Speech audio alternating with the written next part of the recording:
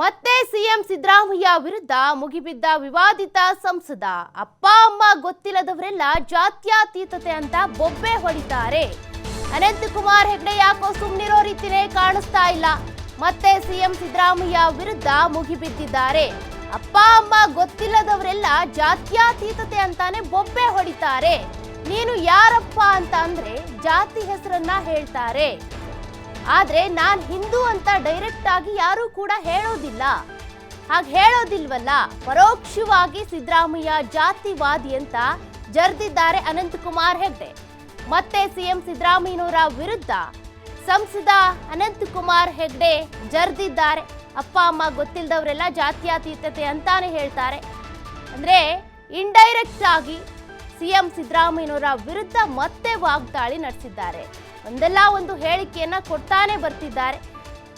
CM ಸಿದ್ದರಾಮಯ್ಯನವರ ವಿರುದ್ಧ ಏಕವಚನ ಬಳಸಿದ್ದಾಯ್ತು, ಕಾಂಗ್ರೆಸ್ ನಾಯಕರನ್ನ ಜರ್ದಿದ್ದಾಯ್ತು. ಈಗ ಮತ್ತೆ ಸಿಎಂ ಸಿದ್ದರಾಮಯ್ಯನವರ ವಿರುದ್ಧ ಜಾತ್ಯತೀತತೆ, ಅಪ್ಪ ಅಮ್ಮ ಗೊತ್ತಿಲ್ಲದವರು ಅಂತ ಹೇಳಿಕೆ ಕೊಟ್ಟು ಮತ್ತೆ ವಿವಾದಕ್ಕೆ ಎಡೆ ಮಾಡಿಕೊಟ್ಟಿದ್ದಾರೆ.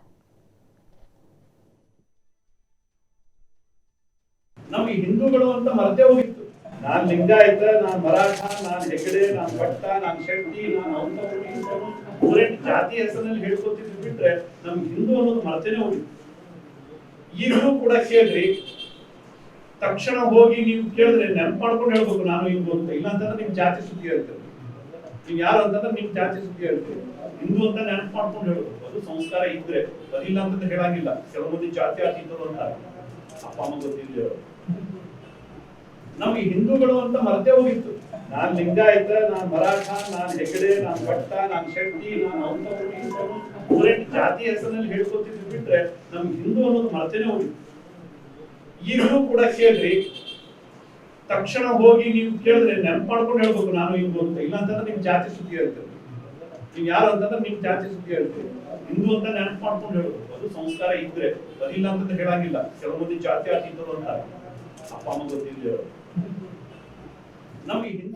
ಅನಂತಕುಮಾರ್ ಹೆಗಡೆ ಅವರ ವಿವಾದಾತ್ಮಕ ಹೇಳಿಕೆಗಳು ದಿನೇ ದಿನೇ ಕೂಡ ಹೆಚ್ಚಾಗ್ತಾನೆ ಇದ್ದಾವೆ. ಎಲ್ಲಿಂದ ಶುರುವಾದಂತಹ ಹೇಳಿಕೆ?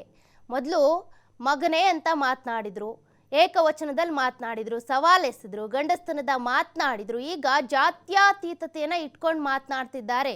ಆಕ್ಚುಲಿ ಈಗ ಬಿಜೆಪಿ ಜೆಡಿಎಸ್ ಮೈತ್ರಿ ಆದ ಬಳಿಕ ಒಬ್ಬೊಬ್ಬರಾಗೆ ಆಕ್ಟಿವ್ ಆಗ್ತಾ ಇದ್ದಾರೆ. ಒಂದ್ ಕಡೆ ಮೈತ್ರಿ ಆಗಿರುವಂತಹ ಕುಮಾರಸ್ವಾಮಿ ಅವರು ಆಕ್ಟಿವ್ ಆಗ್ತಿದ್ದಾರೆ. ಆದ್ರೆ ಬಿಜೆಪಿ ನಾಯಕರು ಎಲ್ಲಿ ಜೆಡಿಎಸ್ನವ್ರಿಗೆ ಟಿಕೆಟ್ ಕೊಟ್ಟು ಬಿಜೆಪಿ ಅವ್ರನ್ನ ಕಡೆಗಣಿಸ್ತಾರೋ ಅನ್ನುವಂಥ ಒಂದು ಆತಂಕ ಕೂಡ ಹೆಚ್ಚಾಗ್ತಾ ಇದೆ. ಅದರಲ್ಲೂ ಕೂಡ ಅನಂತಕುಮಾರ್ ಹೆಗಡೆ ಅವ್ರಿಗೆ ಎಲ್ಲಿ ಟಿಕೆಟ್ ಕೈ ತಪ್ಪುತ್ತೋ ಅನ್ನುವಂಥ ಭಯ ಹೆಚ್ಚಾಗ್ತಾ ಇದೆ ಅನ್ಸುತ್ತೆ. ಹಾಗಾಗಿ ಸಿದ್ದರಾಮಯ್ಯನವರನ್ನ ಪದೇ ಪದೇ ಜರಿದ್ರೆ ಅಥವಾ ಅವ್ರ ವಿರುದ್ಧ ಟೀಕೆ ಮಾಡ್ತಾ ಹೋದ್ರೆ ನಮ್ಮ ನಾಯಕರು, ನಮ್ಮ ಬಿಜೆಪಿಯ ಹೈಕಮಾಂಡ್ ಟಿಕೆಟ್ ಕೊಡಬಹುದು ಅನ್ನುವಂಥ ನಿರೀಕ್ಷೆಯಲ್ಲಿದ್ದಾರೋ ಏನೋ ಗೊತ್ತಿಲ್ಲ. ಅದಕ್ಕೆ ನಾಲ್ಗೆಯನ್ನ ಹರಿಬಿಡ್ತಾನೆ ಇದ್ದಾರೆ. ಒಂದಲ್ಲ ಒಂದು ವಿಚಾರಕ್ಕೆ ಈ ರೀತಿ ವಿವಾದಾತ್ಮಕ ಹೇಳಿಕೆಯನ್ನ ಕೊಟ್ಟು ಮತ್ತಷ್ಟು ಕಿಡಿಕಾರುವಂತೆ ಮಾಡ್ತಿದ್ದಾರೆ ಕಾಂಗ್ರೆಸ್ನ ನಾಯಕರು. ಈಗಾಗಲೇ ಭುಗಿಲೆದ್ದಿದೆ ಆಕ್ರೋಶ.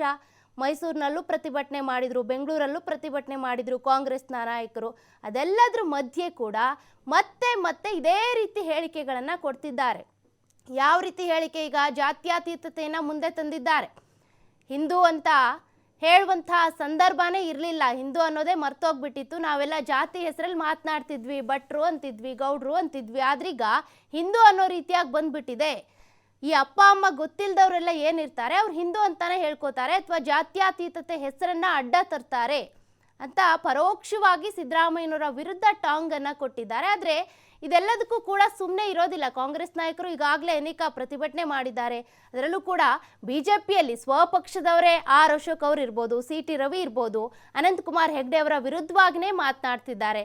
ಯಾಕೆಂದ್ರೆ ಪಕ್ಷ ಏನಿದೆ ರಾಜಕೀಯವಾಗಿ ಟೀಕೆ ಮಾಡಲಿ, ಆದರೆ ವೈಯಕ್ತಿಕ ನಿಂದನೆ. ಅದರಲ್ಲೂ ಕೂಡ ಸಿದ್ದರಾಮಯ್ಯನವರು ಈಗ CM ಆಗಿದ್ದಾರೆ. CM ಪೋಸ್ಟಿಗಾದ್ರೂ ಬೆಲೆ ಕೊಡಬೇಕು. ಆದರೆ ನಾಲಿಗೆ ಹರಿಬಿಡ್ತಿರುವಂಥ ಅನಂತಕುಮಾರ್ ಅವರಿಗೆ ಹೇಗೆ ಕಡಿವಾಣ ಹಾಕುತ್ತೆ ಬಿಜೆಪಿ ಹೈಕಮಾಂಡ್?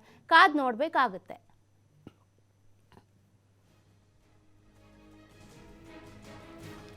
ಈ ಬಗ್ಗೆ ಹೆಚ್ಚಿನ ಮಾಹಿತಿಯನ್ನ ಕೊಡೋದಕ್ಕೆ ಶ್ರೀಧರ್ ಕೋಟಾರಗಸ್ತಿ ಫೋನ್ ಸಂಪರ್ಕದಲ್ಲಿದ್ದಾರೆ. ಶ್ರೀಧರ್, ನಿಜಕ್ಕೂ ಕೂಡ ಅನಂತಕುಮಾರ್ ಹೆಗ್ಡೆ ಅವರು ಪದೇ ಪದೇ ಈ ರೀತಿ ಟೀಕೆಗಳನ್ನ ಮಾಡ್ತಾ, ಒಂದು ರೀತಿ ವಿವಾದಾತ್ಮಕ ಹೇಳಿಕೆಗಳನ್ನ ಕೊಡ್ತಾ ತಮ್ಮನ್ನು ತಾವು ಪ್ರಚಾರ ಮಾಡ್ಕೊಳ್ಳೋದಕ್ಕೆ ಪ್ರಯತ್ನ ಪಡ್ತಿದ್ದಾರೆ. ಆದರೆ ಇದು ಬಿಜೆಪಿಯ ಹೈಕಮಾಂಡ್ ಮಟ್ಟದಲ್ಲಿ ವರ್ಕೌಟ್ ಆಗುತ್ತಾ ಅಥವಾ ಪಕ್ಷಕ್ಕೆ ಡ್ಯಾಮೇಜ್ ಆಗೋ ಸಾಧ್ಯತೆನೇ ಹೆಚ್ಚಾ ಅಂತ? ಸೌಖ್ಯ, ಏನು ಸಂಸದ ಅನಂತಕುಮಾರ್ ಹೆಗಡೆ ಅವರ ಮಾತುಗಳಿಂದಲೇ ಪದೇ ಪದೇ ಒಂದು ಕಾಂಟ್ರವರ್ಸಿನ ಸೃಷ್ಟಿಸ್ತಕ್ಕಂಥದ್ದು. ಇತ್ತೀಚೆಗೆ ಸಿದ್ದರಾಮಯ್ಯರ ಬಗ್ಗೆ ಮಾತನಾಡಿದ ವಿಚಾರ ಆಗಿರ್ಬೋದು, ಅದಕ್ಕೆ ಸಾಕಷ್ಟು ವ್ಯಾಪಕವಾದಂತಹ ಒಂದು ಕಾಂಟ್ರವರ್ಸಿ ಸೃಷ್ಟಿಯಾಗಿತ್ತು. ನಿನ್ನೆ ಅಷ್ಟೇ ಖಾನಾಪುರದಲ್ಲಿ ಕೂಡ ಮತ್ತೆ ಒಂದು ಏನು ಅನಂತಕುಮಾರ್ ಹೆಗಡೆ ಒಂದು ಏನು ಕಾಂಟ್ರವರ್ಸಿ ಹೇಳಿಕೆಯನ್ನು ಕೊಟ್ಟಿರ್ತಕ್ಕಂಥದ್ದು. ಪ್ರಮುಖವಾಗಿ ಏನಂದ್ರೆ ಜಾತ್ಯತೀತತೆ ಬಗ್ಗೆ ಮಾತನಾಡುವಂತವ್ರು ಇದ್ದಾರೆ. ಅವ್ರಿಗೆ ಅಪ್ಪ ಅಮ್ಮನೇ ಗೊತ್ತಿಲ್ಲ ಅಂತವರೆಲ್ಲೂ ಕೂಡ ಜಾತ್ಯತೀತ ಬಗ್ಗೆ ಮಾತನಾಡ್ತಾ ಇದಾರೆ ಅನ್ನೋ ಮಾತನ್ನ ಹೇಳೋ ಮೂಲಕ ಎಲ್ಲೋ ಒಂದ್ ಕಡೆ ಪರೋಕ್ಷವಾಗಿ ಜಾತ್ಯತೀತ ವಿಚಾರವನ್ನ ಗಟ್ಟಿಯಾಗಿ ಪ್ರತಿಪಾದನೆ ಮಾಡುವಂತ ಸಿದ್ದರಾಮಯ್ಯನವರಿಗೆ ಒಂದು ಏನು ಸಿದ್ದರಾಮಯ್ಯನವರ ವಿರುದ್ಧ ಒಂದು ಈ ರೀತಿ ನಾಗಿ ಹರಿಬಿಟ್ಟಿದ್ದಾರೆ ಅಂತ ಹೇಳ್ಬೋದು.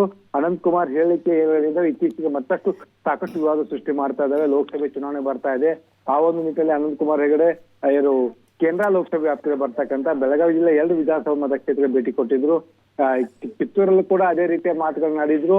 ಜೊತೆಗೆ ನಿನ್ನೆ ಖಾನಾಪುರ ಸಂಜೆ ನಡೆದಂತ ಕಾರ್ಯಕರ್ತರ ಸಭೆಯಲ್ಲಿ ಕೂಡ ಅದೇ ರೀತಿಯ ಮಾತುಗಳನ್ನ ಆಡಿರ್ತಕ್ಕಂಥದ್ದು. ಎಲ್ಲೇ ಒಂದ್ ಕಡೆ ಬಿಜೆಪಿಗೆ ಇದು ಇರುಸು ಮುರುಸು ತಂದು ಕೊಡ್ತಾ ಇದೆ ಅಂತ ಹೇಳ್ಬೋದು. ಇನ್ನೊಂದ್ ಕಡೆ ಅನಂತಕುಮಾರ್ ಹೆಗಡೆ ಅದು ಪ್ರಬಲ ಹಿಂದುತ್ವವನ್ನ ಪ್ರತಿಪಾದನೆ ಮಾಡ್ತಾ ಬಂದಿದ್ದಾರೆ. ಪ್ರಬಲ ಹಿಂದುತ್ವದ ಪ್ರತಿಪಾದನೆ ಮೂಲಕ ಅನಂತಕುಮಾರ್ ಹೆಗಡೆ ಗುರುತಿಸಿಕೊಂಡಂತವ್ರು. ಹೀಗಾಗಿ ಅನಂತಕುಮಾರ್ ಹೆಗಡೆ ಅವರು ಇತ್ತೀಚಿನ ದಿನಗಳಲ್ಲಿ ಅವ್ರು ಕೊಡ್ತಿರ್ತಕ್ಕಂಥ ಹೇಳಿಕೆ ಎಲ್ಲವೂ ಕೂಡ ಒಂದೊಂದೇ ವಿವಾದವನ್ನ ಸೃಷ್ಟಿ ಮಾಡ್ತಾ ಇದೆ. ಸೌಖ್ಯ, ಶ್ರೀಧರ್, ಈಗ ಹಿಂದೂ ಫೈರ್ ಬ್ರ್ಯಾಂಡ್ ಅಂತ ಈಗ ಬಿಜೆಪಿಲಿ ಅನೇಕ ಜನ ಗುರುತಿಸ್ಕೊಂಡಿದ್ದಾರೆ. ಅದರಲ್ಲೂ ಕೂಡ ಬಸನಗೌಡ ಪಾಟೀಲ್ ಯತ್ನಾಳ್ ಅವರು ಅದರಲ್ಲಿ ಎತ್ತಿದ ಕೈ. ಆದ್ರೆ ಈ ರೀತಿ ವೈಯಕ್ತಿಕ ನಿಂದನೆ ಮಾಡೋದು ಎಷ್ಟು ಸರಿ ಅಂತ ಅನಂತಕುಮಾರ್ ಹೆಗ್ಡೆ ಅವರು?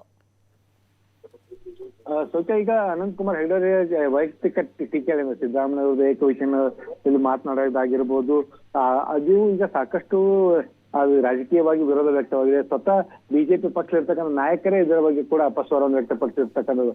ಅದು ಕೂಡ ಅನಂತಕುಮಾರ್ ಹೆಗಡೆ ತಮ್ಮ ಹೇಳಿಕೆ ಆಗಿರ್ಬೋದು, ತಮ್ಮ ಭಾಷಣದ ಶೈಲಿ ಆಗಿರ್ಬೋದು, ಎಲ್ಲದರಲ್ಲೂ ಕೂಡ ಒಂದೇ ತಮ್ಮ ಮಾತಿನ ಏನು ಆಡಿದ ಮಾತುಗಳಿಂದ ಆಡಿದ ಮಾತುಗಳನ್ನ ಸಮರ್ಥನೆ ಮಾಡಿಕೊಳ್ಳುವಂತ ಕೆಲಸವನ್ನ ಅನಂತಕುಮಾರ್ ಹೆಗಡೆ ಮಾಡಿರ್ತಕ್ಕಂಥದ್ದು. ಇದು ಒಂದು ಕಡೆ ಎಲ್ಲೊಂದ್ ಕಡೆ ಬಿಜೆಪಿಗೆ ದೊಡ್ಡ ಒಂದು ಪಕ್ಷಕ್ಕೆ ದೊಡ್ಡ ಡ್ಯಾಮೇಜ್ ಆಗ್ತದೆ. ಯಾಕಂದ್ರೆ ಸಿದ್ದರಾಮಯ್ಯನವರ ಜೊತೆ ಅಹಿಂದ ಮತಗಳಿರ್ತಕ್ಕಂಥದ್ದು. ಅಹಿಂದ ಮತಗಳ ಡ್ಯಾಮೇಜ್ ಏನಿದೆ ಅದು ಬಿಜೆಪಿಗೆ ಆಗುತ್ತೆ ಅನ್ನೋದಂತ ಚರ್ಚೆಗಳು ಕೂಡ ರಾಜಕೀಯವಾಗಿ ನಡೀತದೆ. ಇತ್ತೀಚಿನ ದಿನಗಳಲ್ಲಿ ಅನಂತಕುಮಾರ್ ಹೆಗಡೆ ಕಳೆದ 2 ವರ್ಷಗಳ ಕಾಲ ಎಲ್ಲಿ ಕೂಡ ಕಾಣಿಸ್ಕೊಳ್ಳಲಿಲ್ಲ. ಯಾವಾಗ ಲೋಕಸಭೆ ಚುನಾವಣೆ ಏನು ಹತ್ರ ಬಂತು, ಈಗ ಅನಂತಕುಮಾರ್ ಹೆಗಡೆ ಕೇಂದ್ರ ಲೋಕಸಭೆಯಲ್ಲಿ ವ್ಯಾಪ್ತಿಗೆ ಬರ್ತಕ್ಕಂಥ ಒಂದೊಂದೇ ವಿಧಾನಸಭೆಗಳಲ್ಲಿ ಹೋಗಿ ಕಾರ್ಯಕರ್ತರ ಜೊತೆ ಮೀಟಿಂಗ್ ಮಾಡ್ತಾ ಇದ್ದಾರೆ. ಇಲ್ಲಿ ಸಾಕಷ್ಟು ಕಾರ್ಯಕರ್ತರು ಕೂಡ ಇದಕ್ಕೆ ಅಸಮಾಧಾನ ವ್ಯಕ್ತಪಡಿಸ್ತಾ ಇದ್ದಾರೆ. ಕಳೆದ 2 ವರ್ಷದಿಂದ ಬಂದಿಲ್ಲ, ನಾವು ಕಾರವಾರಿಗೆ ಬಂದ್ರೆ ಬೆಳಗಾವಿಗೆ ಹೋಗಂತ ಹೇಳ್ತಾರೆ, ಬೆಳಗಾವಿಗೆ ಬಂದ್ರೆ ಕಾರವಾರಿಗೆ ಹೋಗಂತ ಹೇಳ್ತಾರೆ. ಹೀಗಾಗಿ ಒಬ್ಬ ಸಂಸದರಾಗಿ ನಾವು ನಿಮ್ಮ ಆಯ್ಕೆ ಮಾಡಿ ತಂದು ಕೊಟ್ಟ ಬಳಿಕ ಕ್ಷೇತ್ರದ ಜನರು ಎಲ್ಲಿದ್ದಾರೆ ಅನಂತಕುಮಾರ್ ಅನ್ನುವಂತ ಪ್ರಶ್ನೆ ಕೂಡ ಮಾಡ್ತಾ ಇದ್ದಾರೆ. ಜೊತೆಗೆ ಖಾನಾಪುರದ ಅನೇಕ ಸಮಸ್ಯೆಗಳಿದಾವೆ.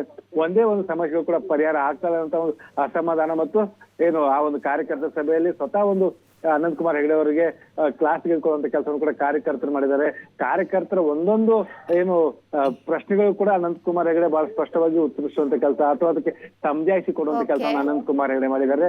ಈಗ ಬಂದಿರತಕ್ಕಂಥ ಕೂಡ ಲೋಕಸಭೆ ಚುನಾವಣೆ ಸ್ಪರ್ಧೆ ಮಾಡೋದಕ್ಕೆ ಬಂದಿಲ್ಲ, ಬಿಜೆಪಿ ಅಭ್ಯರ್ಥಿಯನ್ನು ಗೆಲ್ಲಿಸಿ ಮೋದಿ ಅವರನ್ನ ಮತ್ತೆ ಪ್ರಧಾನಮಂತ್ರಿ ಮಾಡಿ ಅಂತ ಹೇಳೋದಕ್ಕೆ ನಾನು ಬಂದಿದ್ದೀನಿ ಅಂತ ಮಾತನ್ನು ಹೇಳುವ ಮೂಲಕ ತಮ್ಮ ಮಾತುಗಳನ್ನ ಅಥವಾ ತಮ್ಮ ಇದನ್ನ ಸಮರ್ಥನೆ ಮಾಡ್ಕೊಳ್ಳುವಂತ ಕೆಲಸವನ್ನ ಅನಂತಕುಮಾರ್ ಹೆಗಡೆ ಮಾಡ್ತಾ ಇದ್ದಾರೆ. ಸೌಖ್ಯ, ಥ್ಯಾಂಕ್ ಯು ಶ್ರೀಧರ್ ನಿಮ್ಮೆಲ್ಲ ಡೀಟೇಲ್ಸ್ಗೆ. ಅಪ್ಪ ಅಮ್ಮ ಗೊತ್ತಿದ್ದೆ ನಮ್ಗೆ ಹಿಂದೂಗಳು ಅಂತ ಮರ್ತೇ ಹೋಗಿತ್ತು. ನಾನ್ ಲಿಂಗಾಯತ, ನಾನ್ ಮರಾಠ, ನಾನ್ ಹೆಗಡೆ, ನಾನ್ ಭಟ್ಟ, ನಾನ್ ಶೆಟ್ಟಿ, ನಾನ್ ಅಂತವರು ಜಾತಿ ಹೆಸರಿನಲ್ಲಿ ಹೇಳ್ಕೊತಿದ್ರು ಬಿಟ್ರೆ ನಮ್ಗೆ ಹಿಂದೂ ಅನ್ನೋದು ಮರ್ತೇನೆ ಹೋಗಿತ್ತು. ಈಗಲೂ ಕೂಡ ಕೇಳ್ರಿ, ತಕ್ಷಣ ಹೋಗಿ ನೀವು ಕೇಳಿದ್ರೆ ನೆನಪು ಮಾಡ್ಕೊಂಡು ಹೇಳ್ಬೇಕು. ನಾನು